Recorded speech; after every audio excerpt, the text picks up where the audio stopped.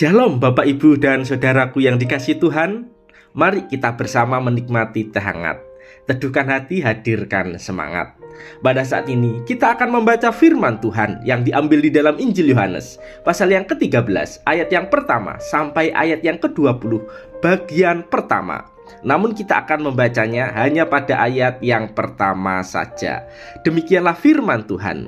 Sementara itu, sebelum hari raya Paskah mulai, Yesus telah tahu bahwa saatnya sudah tiba untuk beralih dari dunia ini kepada Bapa. Sama seperti Ia senantiasa mengasihi murid-muridnya, demikianlah sekarang Ia mengasihi mereka sampai kepada kesudahannya. Saudaraku yang dikasihi Tuhan, menjadi anggota TNI, Tentara Nasional Indonesia, adalah salah satu profesi yang diimpikan oleh anak muda yang ada di Indonesia. Dari penampilannya kelihatan gagah dengan seragam, tegas dari sikapnya, dan penuh kewibawaan dalam setiap langkahnya. Namun di balik semuanya itu, ada sebuah tanggung jawab besar yang harus diampu. Mereka diutus menjaga kedaulatan negara, menjaga teritori wilayah Indonesia, dan melindungi segenap warga negara Indonesia dari segala ancaman luar yang mengganggu. Mereka harus siap berkorban dan gugur demi negara kesatuan Republik Indonesia.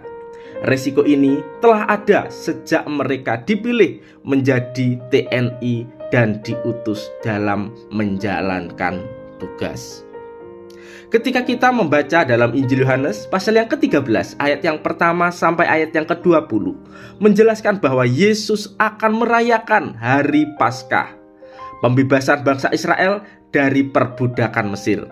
Yesus telah tahu bagaimana keadaannya yang dialami dalam hidup.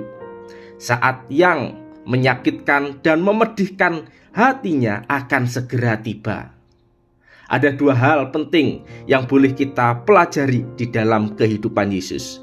Pertama, Yesus akan mati, di mana Yesus akan meninggalkan dunia ini dalam kematiannya di atas kayu salib sebagai cara menebus manusia dari dosa.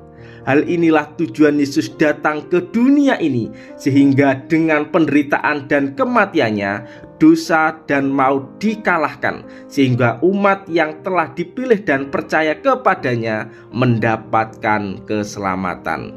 Dan kedua, Yesus menunjukkan kasih-Nya. Yesus sangat mengasihi para muridnya, walaupun dalam kenyataannya ketika Yesus menderita dan sengsara, tidak ada satupun dari mereka yang setia. Bahkan ada satu murid Yesus yang mengkhianatinya. Namun di balik semuanya itu, Yesus tetap mengasihi para murid. Demikian Yesus juga mengasihi umatnya, walaupun mereka yang percaya sering mendukakan hatinya melalui perkataan, pemikiran, bahkan tindakan. Namun kasih Yesus tetap kuat. Maka dari itu, kita di sini belajar bersama bahwa Yesus adalah pribadi yang diutus dan ditugaskan oleh Allah datang ke dunia untuk menebus manusia dari dosa. Butuh kesabaran, keteguhan hati, bahkan pengorbanan yang besar supaya orang yang percaya kepadanya dapat memahami dan mengerti kasih Yesus yang sungguh teramat besar. Respon yang boleh kita miliki pada saat ini adalah terus memiliki kesetiaan mengikut Yesus, terus tunduk kepada perintahnya, dan memiliki hati seorang hamba yang rela dan mau melayani dengan penuh hati yang baik.